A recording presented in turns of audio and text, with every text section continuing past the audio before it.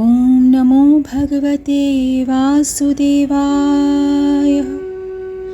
अथैकादशोऽध्यायः। पिछले अध्याय में आपने भक्त ध्रुव और यक्षों के बीच हुए युद्ध का वर्णन सुना। अब उससे आगे की कथा इस प्रकार से है। श्री मैत्रेय जी कहते हैं, विदुर जी, ऋषियों का ऐसा कथन सुनकर महाराज ध्रुव ने आचमन कर श्री नारायण के बनाए हुए नारायण अस्त्र को अपने धनुष पर चढ़ाया। उस बाण के चढ़ाते ही यक्षों द्वारा रची हुई नाना प्रकार की माया उसी प्रकार से नष्ट हो गई, जिस प्रकार ज्ञान का उदय होने पर अविद्या आदि क्लेश नष्ट हो जाते हैं।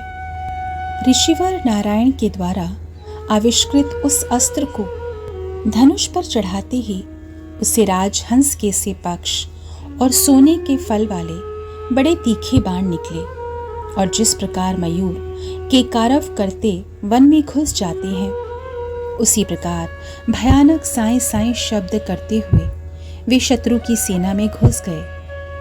उन तीखी धार वाले बाणों ने शत्रुओं को बेचैन कर दिया। तब उस रण आंगन में अनेकों यक्षों ने अत्यंत कुपित होकर अपने अस्त्र शस्त्र संभाले, और जिस प्रकार गरुड़ के छेड़ने से बड़े बड़े सर्प फन उठाकर उनकी ओर दौड़ते हैं, उसी प्रकार वे इधर उधर से ध्रुव जी पर टूट पड़े। उन्हें सामने आते देखकर ध्रुव जी ने अपने बाणों द्वारा उनकी भुजाएं, जांघें, कंधे और उदर आदि अंग प्रत्यंगों को छिन्न भिन्न कर उन्हें उस सर्वश्रेष्ठ लोक सत्यलोक में भेज दिया, जिसमें ऊर्ध्वरेता मुनिगण सूर्य मंडल का भेदन करके जाते हैं।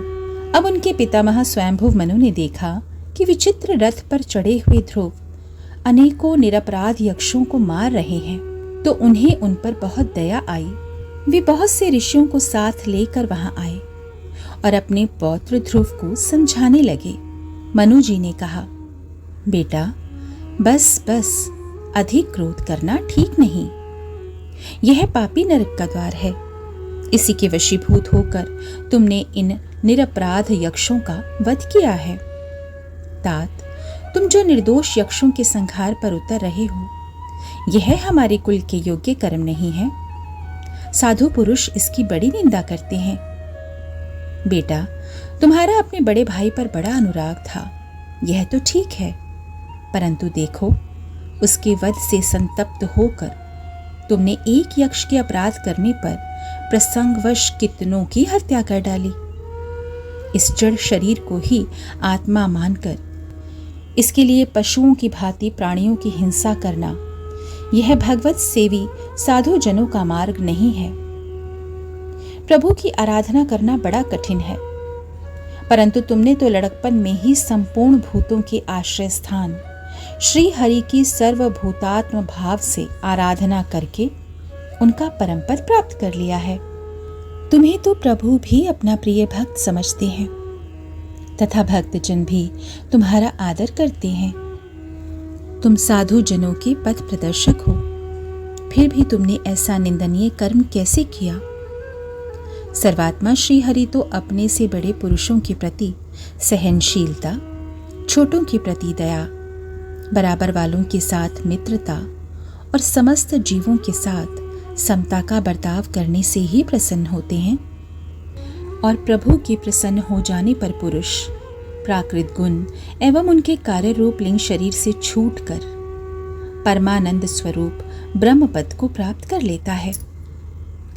बेटा ध्रुव, देहादि के रूप में परिणत हुए पंचभूतों से स्त्री पुरुष का आविर्भाव होता है, और फिर उनके पारस्परिक समागम से दूसरे स्त्री पुरुष उत्पन्न होते हैं। ध्रुव, इस प्रकार भगवान की माया से सत्वादि गुणों में न्यून अधिक भाव होने से जैसे भूतों द्वारा शरीरों की रचना होती है, वैसे ही उनकी स्थिति और प्रलय भी होते हैं। पुरुष श्रेष्ठ निर्गुण परमात्मा तो इनमें केवल निमित्त मात्र हैं। उसके आश्रय से यह कार्य कारणात्मक जगत उसी प्रकार भ्रमता रहता है, जैसे चुंबक के आश्रय से लोहा काल शक्ति के द्वारा क्रमशः सत्वादी गुणों में शोभ होने से लीला में भगवान की शक्ति भी सृष्टि आदि के रूप में विभक्त हो जाती है।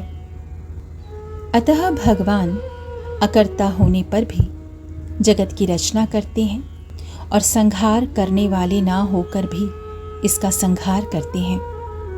ध्रुव, वे काल स्वरूप अव्यय परमात्मा ही स्वयं अंतर्हित होकर भी जगत का अंत करने वाले हैं तथा अनादि होकर भी सबके आदि करता है। वे ही एक जीव से दूसरे जीव को उत्पन्न करके संसार की सृष्टि करते हैं तथा मृत्यु के द्वारा मारने वाले को भी मरवाकर उसका संहार करते हैं। वे काल भगवान संपूर्ण सृष्टि में समान रूप से अनुप्रविष्ट हैं।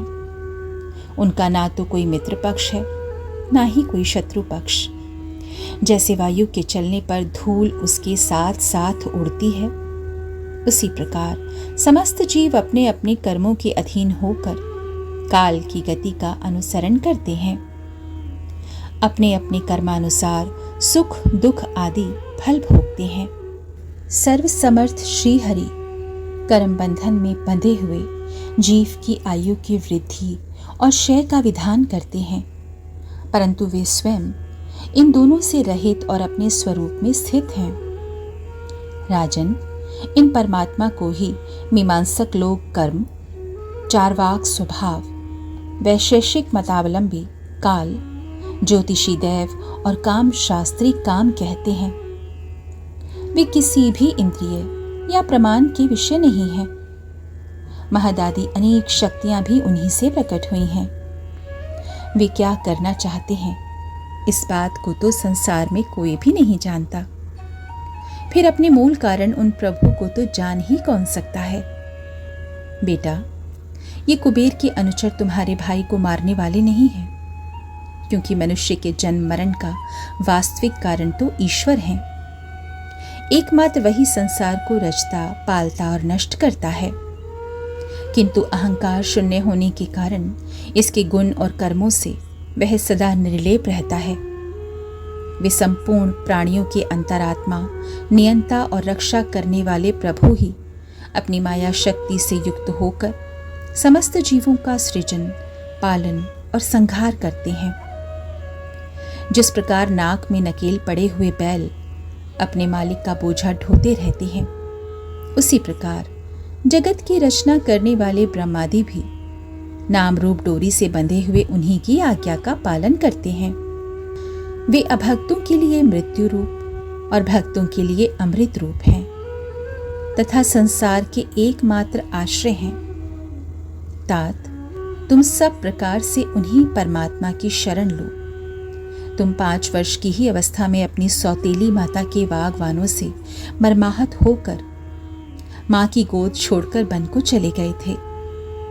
वहां तपस्या द्वारा जिन ऋषिकेश भगवान की आराधना करके तुमने त्रिलोकी से ऊपर ध्रुव पद प्राप्त किया है, और जो तुम्हारे वैर भावहीन सरल हृदय में वात्सल्यवश विशेष रूप से विराजमान हुए थे, उन निर्गुण, अद्वितीय, अविनाशी और नित्य मुक्त परमात्मा को अध्यात्म दृष्टि से अपने अंतःकरण में ढूंढो। उनमें यह भेदभाव में प्रपंच ना होने पर भी प्रतीत हो रहा है। ऐसा करने से सर्व अंतर्यामी भगवान अनंत में तुम्हारी सुदृढ़ भक्ति होगी और उसके प्रभाव से तुम मैं और मेरेपन के रूप में दृढ़ हुई अविद्या की गांठ को काट डालोगे। राजन, जिस प्रकार औषधि से रोग शांत किया जाता है, उसी प्रकार मैंने तुम्हें जो कुछ उपदेश किए हैं उस पर विचार करके अपने क्रोध को शांत करो। क्रोध कल्याण मार्ग का बड़ा ही विरोधी है। भगवान तुम्हारा मंगल करें। क्रोध के वशीभूत हुए पुरुष से सभी लोगों को बड़ा भय होता है।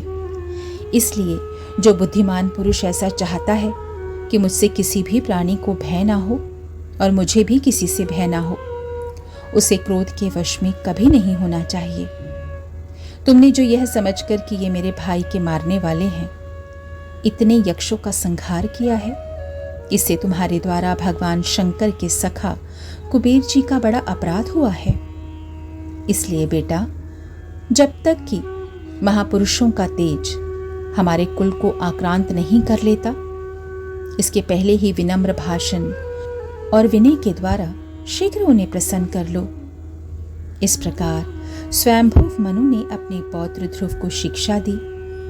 तब ध्रुव जी ने उन्हें प्रणाम किया। इसके पश्चात वे महर्षियों के सहित अपने लोक को चले गए। 11वां अध्याय समाप्त हुआ। इति श्रीमद्भागवते महापुराणे पारमहंस्यां संहितायां चतुर्थ स्कन्धे 11 अध्यायः। हरे कृष्ण कृष्ण कृष्ण हरे हरे, हरे राम राम राम हरे हरे।